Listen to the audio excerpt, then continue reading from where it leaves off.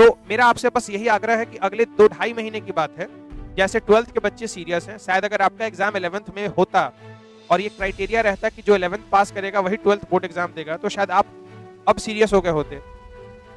तो भले सरकार के भरोसे मत रहो,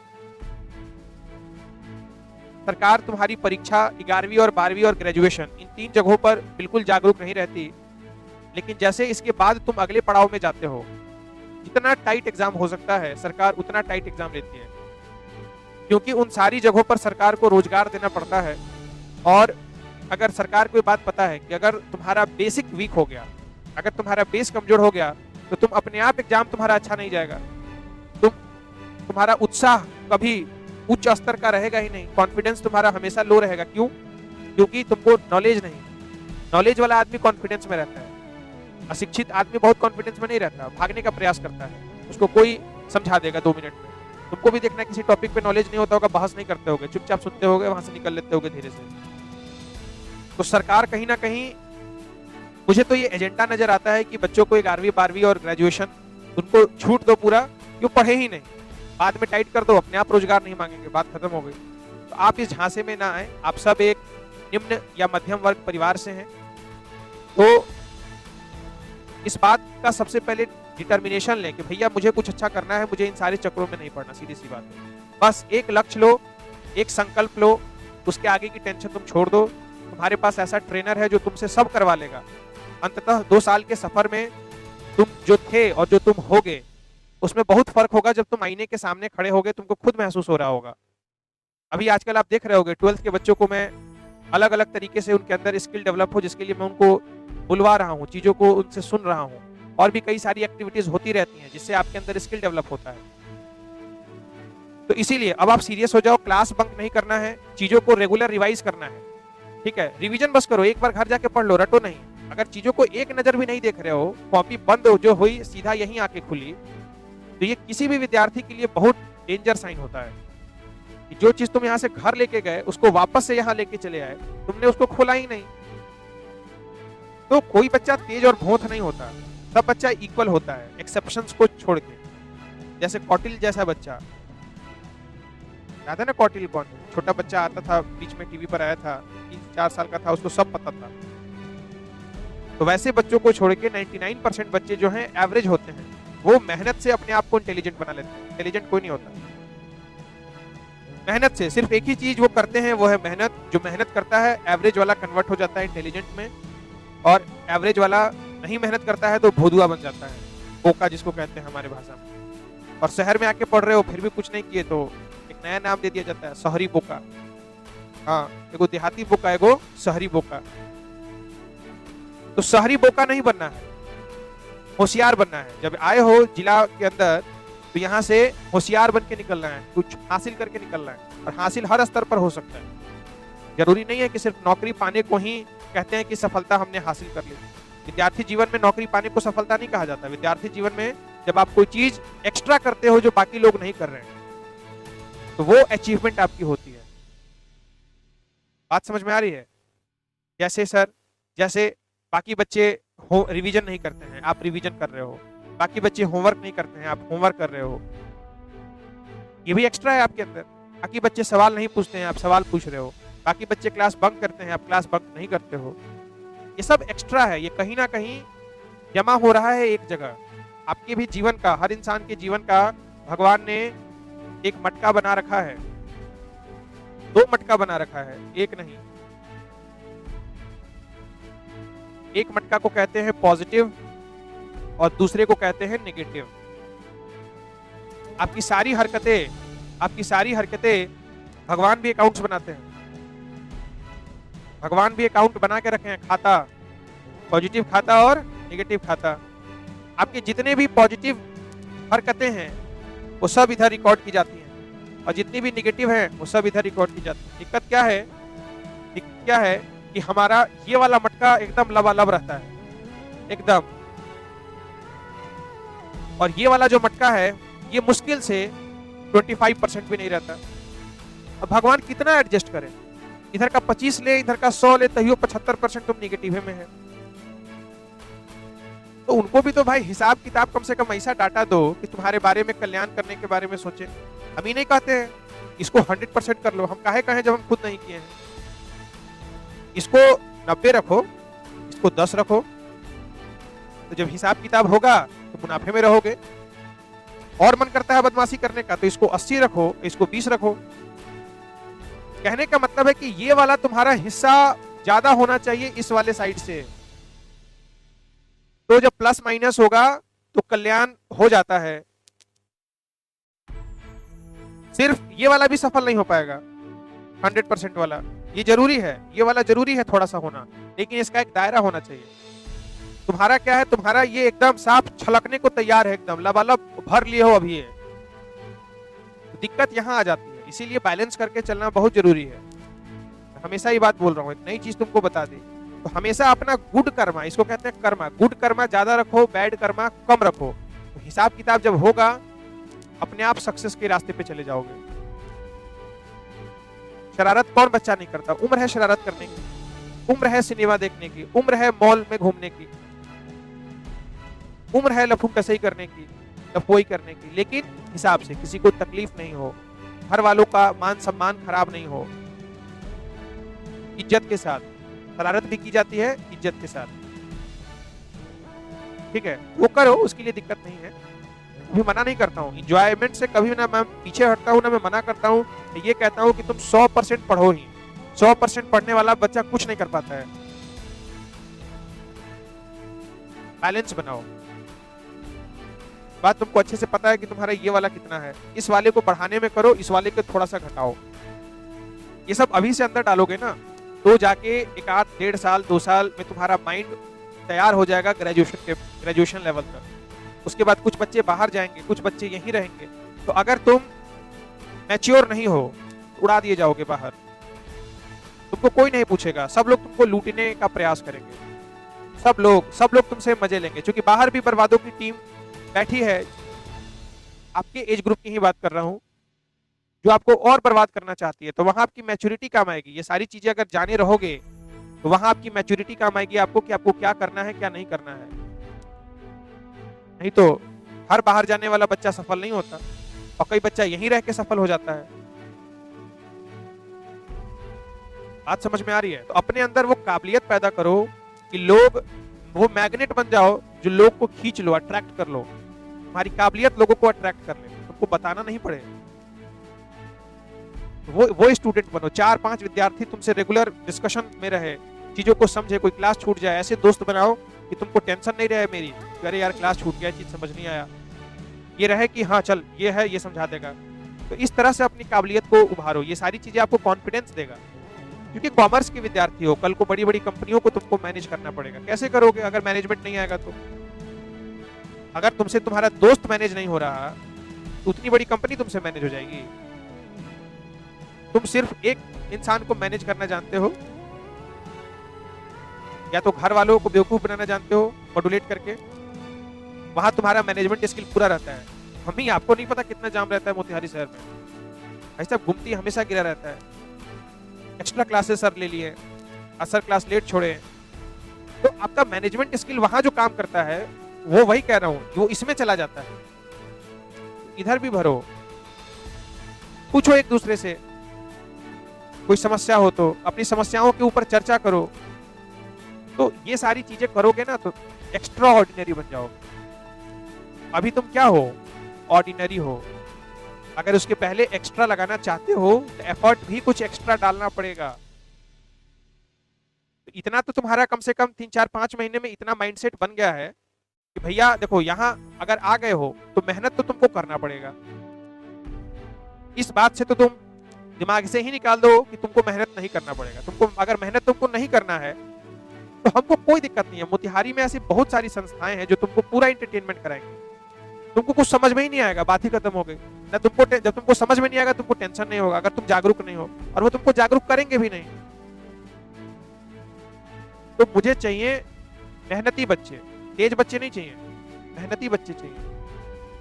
मेहनती की संख्या कम होती है, लेकिन एक वक्त के बाद धीरे धीरे जब सोच में परिवर्तन होना शुरू हो जाएगा, मैं भी अगर ये सोच लूं कि यहाँ के बच्चे ऐसे ही होते हैं, यहाँ के बच्चों में दम नहीं होता, जैसे मार्केट में लोग सोच के चलते हैं।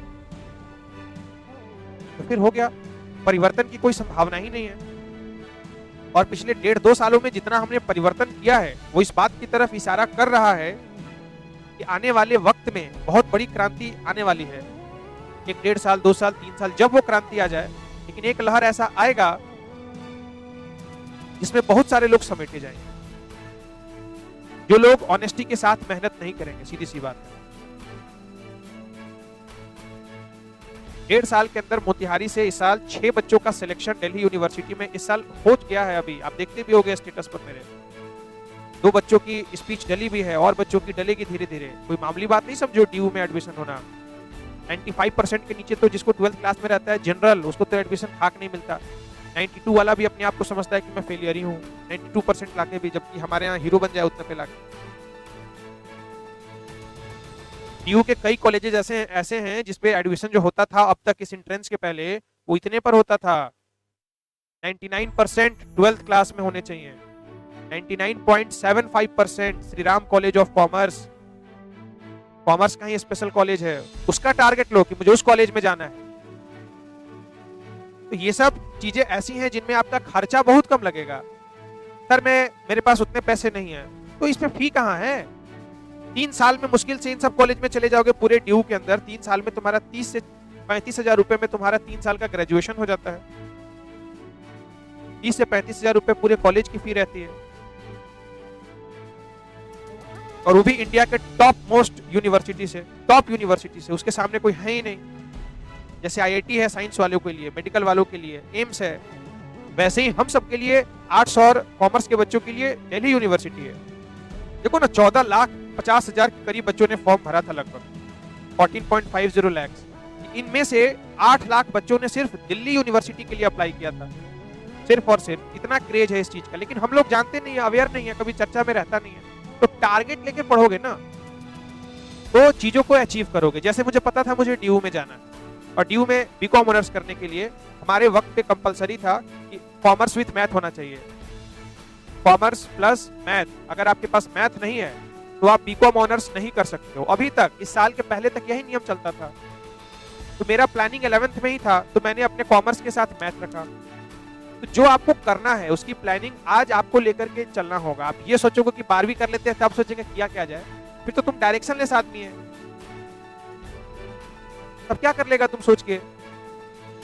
लेकिन अब ऐसी कोई दिक्कत नहीं है। अब एंट्रेंस टेस्ट में DU ने कह दिया है कि जो बच्चा BCom ऑनर्स DU से करना चाहता है, उसके पास अगर मैथ नहीं है तो भी वो कर सकता है।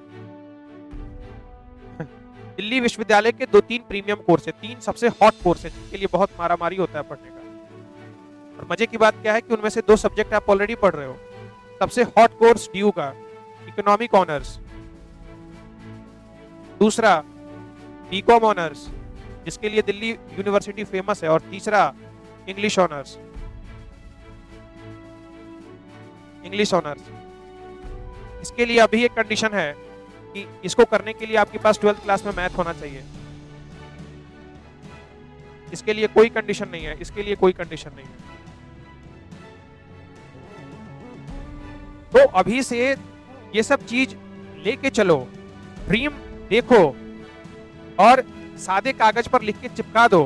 प्रेजेंट में, इस फ्यूचर में होने वाली चीजों को प्रेजेंट टेंस में लिखो कि मेरा सिलेक्शन इस कॉलेज में हो गया, और अपने सामने रखो जहां तुम पढ़ते हो कि तुमको दिखे वो चीज डेली डेली, कि तुमको रिमेम्बरिंग होता रहे, तुम उस फ्रीक्वेंसी में चले जाओ। ये सब कॉलेज में जाने के बाद आप बहुत कुछ सीखते हो, बहुत कुछ, सुई से लेके धागा तक। अब सोचो ना, सिर्फ ग्रेजुएशन करके SRCC से, Shri Ram college of commerce से 40-40 लाख का पैकेज लग जाता है सिर्फ ग्रेजुएशन के बेसिस पर। 3 साल की डिग्री तुमने कंप्लीट करी, कई बच्चों के 45 लाख 50 लाख का पैकेज लगा है Shri Ram college of commerce से। तो DU का सबसे फेमस कैंपस है नॉर्थ कैंपस। जितने सारे बेस्ट कॉलेजेस हैं वो सारे नॉर्थ कैंपस में हैं। SRCC हो, हंसराज कॉलेज हो, ठीक है, गुरु तेग बहादुर खालसा कॉलेज हो जहां का मैं प्रोडक्ट हूं। तो आप इन सारी टारगेट्स को लेकर के करो कि भाई मेरा मंजिल है कि मुझे अपने आप को भारत के टॉप मोस्ट यूनिवर्सिटी में अपने आप को पहुंचा देना है। यस, वो टारगेट आज से लेके पढ़ोगे, अपने आप तुम्हारा डिटर्मिनेशन स्ट्रांग होगा, क्योंकि तुम्हारी लड़ाई जो है 15 लाख बच्चों के साथ होने जा रही है। 15 लाख। और जो बच्चा केरला का है, जो बच्चा दूसरे राज्य का है, वो बच्चा पढ़ रहा है, वो बच्चा पढ़ने लग रहा है, वो बच्चा डेडिकेटेड भी है, उसको पता है कि उसको पहुंचना कहाँ है। तो आप लोग भी, हम पीछे क्यों रहे भाई? यही तो सोच मैंने पिछले साल बच्चों के अंदर डाला कि अपन लोग पीछे क्यों रहे। क्या सिर्फ इस वजह से कि हम बिहार के हैं? क्या सिर्फ इस वजह से कि हम बाहर जाके नहीं पढ़ पाए 10वीं के बाद? दिल्ली और मुंबई जाके जो चीज, जो क्लास में तुम शायद वहां जो नहीं मिले ना, वो चीज तुमको यहाँ मिल रहा है, क्योंकि जो मैंने 8 साल वहां मैंने सीखा है, वो चीज आपके अंदर डालने का प्रयास कर रहा हूं। ठीक है, 14 लाख 15 लाख बच्चों को हराने के लिए भाई उस तरह की तैयारी तुमको करनी पड़ेगी। और बड़ा सिंपल तरीका है, बस रिवीजन करो, होमवर्क करो, क्लास मिस मत करो, टीचर के रिस्पेक्ट करो, एक्सक्यूजेस कम बनाओ, ये बस बेसिक चीज करो। बाकी कोई तोप जैसी करने की चीज नहीं है कि 18 घंटे पढ़ना पड़ेगा, बिल्कुल भी नहीं। क्लास के बाद 3-4 घंटे 11th में पढ़ लो, 12th में उस घंटे को बढ़ा के 6 घंटा कर लेना सेल्फ स्टडी का after class, more than sufficient है। क्लास व्लास लेके दिन भर में अपने आप को पढ़ाई में 10 घंटे भी इंगेज रख रहे हो, मोर देन सफिशिएंट है, लेकिन रेगुलरिटी के साथ। हाँ हिमालय, नहीं समझ में आ रहा है? तुम्हें क्या दिक्कत है कि तुम थोड़े टाइम खूब पढ़ लोगे, मोटिवेट हो जाओगे, जैसे अभी मेरी बात सुन के हो जाओगे, फिर तुम्हारी हवा 1 घंटे में फिर से निकल जाएगी,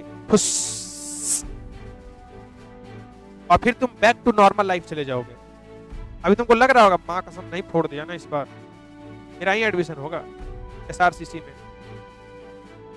1 घंटे में यहां से तुम बाहर निकलो, उस वातावरण से फिर अपने आप को देखोगे, वही छोले भटूरे, वही भूजा, वही कचरी, वही गुमती, फिर ढाल लोगे अपने आप को उसी वातावरण में। तो इस पे तुमको कंट्रोल करना है, इस पर मैं कंट्रोल नहीं कर सकता, मैं तो तुमको दिशा दिखाऊंगा। इस पर कंट्रोल तुमको करना है कि बाहर के वातावरण में तुम कितना रिएक्ट कर रहे हो।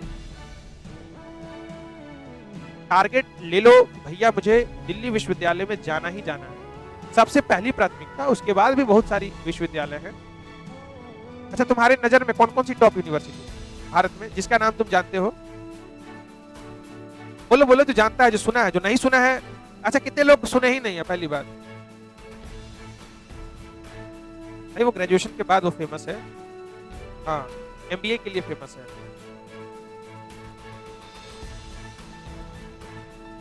देख रहे हो ना, जमाई ले रहा है लंबी लंबी, तो यही होगा।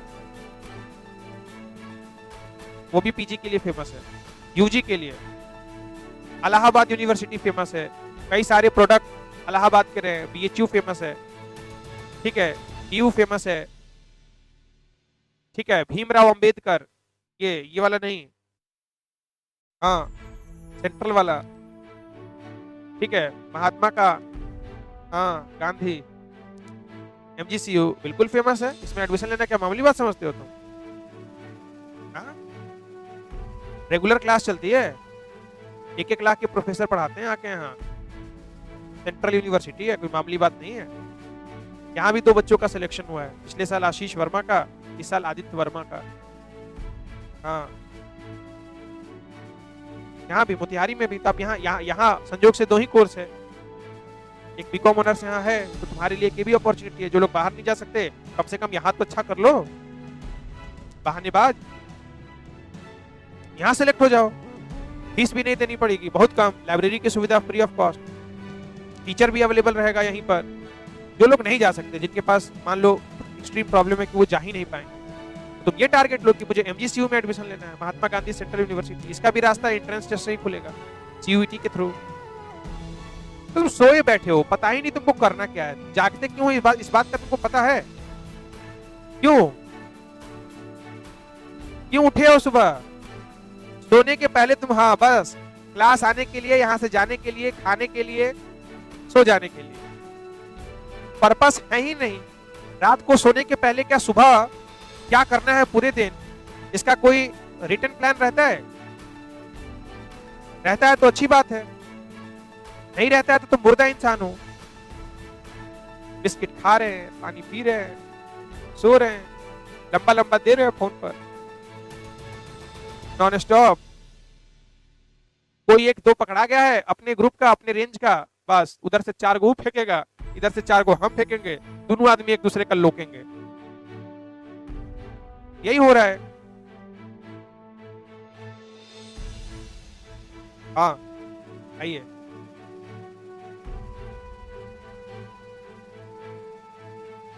बात समझ में आ रही है? तो सब थोड़े क्षण की सेटिस्फेक्शन देता है, करो खूब फेंको, भाभी मिल गई है अब। हाँ, और दोस्त में एक दिक्कत और है, तुम्हारा जहां भविष्य सेट नहीं होने वाला है ना, वहां भी दोस्त तुम्हारा भविष्य सेट करा देगा। भाई कुछ तो बात है, ऐसी नहीं हो सकता। थोड़ा सा वो पीछे जरूर देखिए ऐसे। भाई तुम कमजोर नहीं समझो अपने आप को, you have to do it. कर सकता है तुम। इसमें जितना वो मोटिवेट करेगा, काश तुमको पढ़ाई में कर लेता। इसमें तुमको वो हारने नहीं देगा। सिनेमा में ये सब गलत नहीं दिखाता है। पुष्पा में, जैसे पुष्पा देखे हो ना, तो देख तो रे मुस्कुराई क्या, वो कहता भी है भाई, देखे हो ना, तो सही चीज को रिजेंबल करके दिखाया है। भाव तुम्हें ही देख रही है, वो बेचारा खुश हुए जा रहा है। हाँ, और एक तो इस ग्रुप में दिक्कत और है कि भाभी को कभी ये पता नहीं होता, लेकिन इस ग्रुप में जितने सारे उसके हरामखोर दोस्त हैं, सब ये मान लेते हैं कि अब भाभी मिल चुकी है हमें। भाभी को एक खबर भी नहीं है कि मतलब मेरा शाहजहां कौन है। तो ये सब एक वक्त के बाद क्या होता है, पता चलता है कि जा उसके बाद हम लोग उसको संतावना भी देते हैं, कोई बात नहीं भाई, बेटर लक नेक्स्ट टाइम, इससे अच्छी मिलेगी। तो कहने का मतलब है कि ये जो मोटिवेट तुम करते हो एक दूसरे को, थोड़ा सा लिंक लाइन से हटके करो। ठीक है, इसमें भी करो, सफलता मिलेगी ही कभी ना कभी, हार में ही जीत है। लेकिन वही बात है, ये वाला और इसका ध्यान रखना है। 80-20 का रेशियो रखो, मजा आएगा।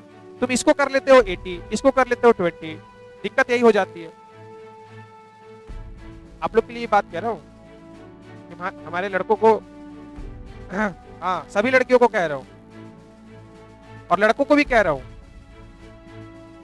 कि तुम बर्बाद होने को तैयार होते हो, इसलिए तुमको कर दिया जाता है। और लड़की टॉप कर जाती है हर जगह। लड़की में एक बहुत खास बात मैं देखता हूँ कि वो सब काम करेगी, लेकिन इसका बात वो ऑलरेडी ध्यान रखती है, वो पढ़ने के टाइम पर पढ़ेगी। जब उसका मन होगा तभी वो बात करेगी। और तुम इतना छुछुंदर है कि तुम 24 घंटे अवेलेबल है। कुक्कुर है तुम, कुक्कुर। 24 घंटा तुम अवेलेबल है। वही कह रहे हैं ना। लेकिन गर्ल स्टूडेंट में ये चीज मैं देखता हूँ, ठीक है फ्रेंड्स होना जरूरी है, एंजॉयमेंट जरूरी है, लेकिन वो अपने टाइम के हिसाब से आपको इंटरटेन करेगी। जब वो फ्री होगी, जब उसका होमवर्क कंप्लीट हो चुका होगा, अब तुम इंतजार में इसे बैठ के तकिया पर देख रहा है, अब आएगा, हो जाते हो बर्बाद इस चक्कर में। तो तुम भी अपना एक ये बनाओ कि नहीं भाई, मेरा भी एक समय होगा, बनती है तो ठीक है, नहीं तो 100 आएगी 100 जाएगी। हाँ सही बोल रहा है। अगर इस टर्म्स पर आप रेडी नहीं हो तो तुम यूज कर लिए जाते हो। दिक्कत क्या है, अगर वो कह देगी कि बाबू छिलना नहीं है मेरे पास कटर, तो तुम छिलना भी पहुंचा दोगे। और तुम्हारा दोस्त कह दे कि घर पर मेरे गैस खत्म हो गया है, हाँ, ये सब थोड़ा सा सोच में बदलाव लाने की जरूरत है। दोस्त की भी मदद करो। वो अगर कह दे सिलेंडर गैस खत्म हो गया, तुम गैस बना भी दो। खैर चलो, एनीवे, तो बस इतना ही ध्यान रखो। The summary of the entire story is कि you need to balance both these pots. This is positive, this pot is considering all your positive efforts and this pot is considering all your negative efforts. So you need to balance these two pots. बुझाल कुछ आवेला हमरो ऐसे बात बोले नहीं कहो यहाँ के हिसाब से।